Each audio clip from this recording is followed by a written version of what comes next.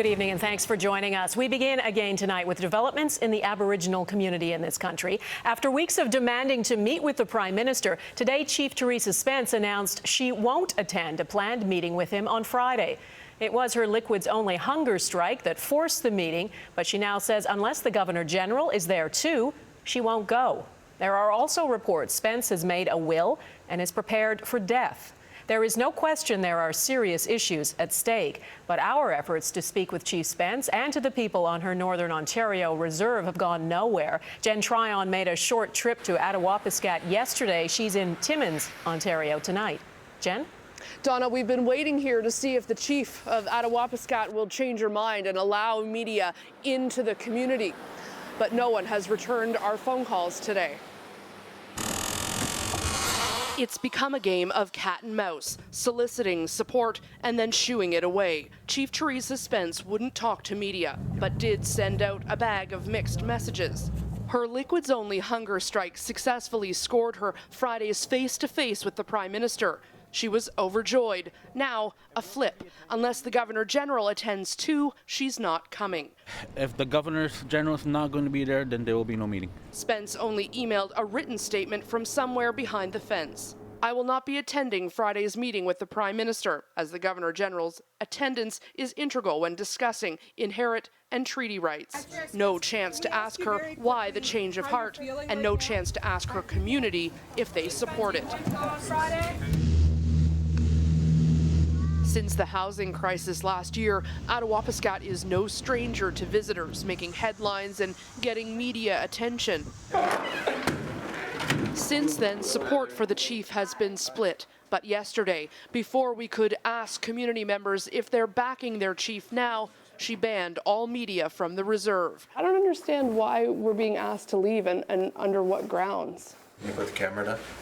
No, we're going to roll on this, I think, because this is a little unusual to be asked to leave a community when there's people here to interview and... You're trespassing on reserve land? And the chief has asked you to leave? What law are we breaking? Trespassing on the reserve land. Will we be charged with a crime if we refuse to leave? You'll be charged with breach of peace, yes. With breach of peace? Yes, and you'll be removed from the community. Yeah. Back at the compound, Spence's boyfriend said he knew nothing of a media ban. But why were we kicked off, do you know? No, I don't know. I have no answer for you. I was told a different story in the back of the cruiser. So did Theresa Spence call you herself to order this? Yeah, she did. She did? Today, no response from band leaders. Will she be able to call me back? And those we reached by phone in the community, some supported Spence, others wanted more answers about where the money has been spent. And the elders are supposed to have money, and they never had anything. Idle no more and the hunger strike were supposed to be complementary movements to gain community support and government attention for First Nations communities. I believe it's been derailed. Get out of the way, please. The media ban, the flip-flopping, and the miscommunications. Former chief of neighboring community Fort Albany says the cause is being lost. That whole thing is festering. Now we are at a point where it's exploded. It's in your face now. Now let's deal with it. Just as we were escorted to the airport, a familiar face, the mother of 3 we spoke to last year. This is where I cook. Just here? Yeah. One burner? Yeah. She showed us her room at the shelter and was hoping for one of the new houses. You didn't get one? And she's still in that shelter a year later. Proof that this story is not about the media not being able to stay or the politics that are going on in Ottawa.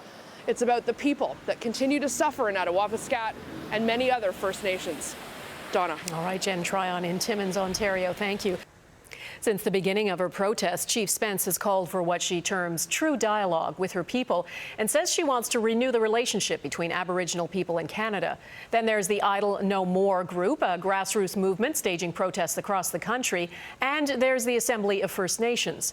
Understanding who represents what and what their demands are isn't easy, nor is it clear whether Friday's meeting with the Prime Minister will even go ahead now that Chief Spence has pulled out. Mike Locouture is following the bigger picture on this for us. Mike? Well, Donna, that meeting is less than 48 hours away, but at this point, we're still not sure how many First Nations chiefs will be attending it. Also today, Chief Theresa Spence decided to take her fight to a much higher level. This is a letter that's going to the Queen of England, and it's been signed off on by Chief Spence just in this past hour. In that letter, Spence implores Queen Elizabeth II to force the Governor-General to attend the meeting with First Nations people. And she's not the only one talking tough. This former head of the Assembly of First Nations believes David Johnston must be at Friday's meeting. We made the treaty not with the Prime Minister, but with Queen Victoria and King Edward. So as far as we're concerned, the British Crown is still responsible for these treaties. As of today, the Governor-General is saying he won't attend because the meeting will focus on government policy, which he does not have a role in. But focusing what policies First Nations leaders want to address with Stephen Harper is becoming a problem. National Chief Sean Atleo was supposed to hold a press conference today outlining the First Nations demands from the government, but it's being postponed until tomorrow. He has to be very careful about how he speaks for all those chiefs, and so he can't rush into making a press conference if we haven't resolved all of those issues on the ground yet. This former Associate Deputy Minister of Native Affairs believes the delay is likely the result of the internal arguments between First Nations chiefs. Trying to find a balance across the whole country is, I won't say it's impossible, but it's certainly extremely difficult. Perhaps equally difficult is the effort to maintain the true message of the Idle No More movement. So to help people understand Spence's protest and the issues at hand, this briefing note, obtained exclusively by Global News, has been sent to chiefs across the country. It answers questions such as what is Chief Spence doing and why is all this happening? And Mike, has there been any response from the government about whether Friday's meeting will still go ahead? Well, senior government officials tell Global News that meeting will happen no matter who attends. And they do stress that when you get an invite for a sit-down with the Prime Minister, it's really an opportunity that you shouldn't pass up. Okay, Mike Licouture in Ottawa. Thank you, Mike.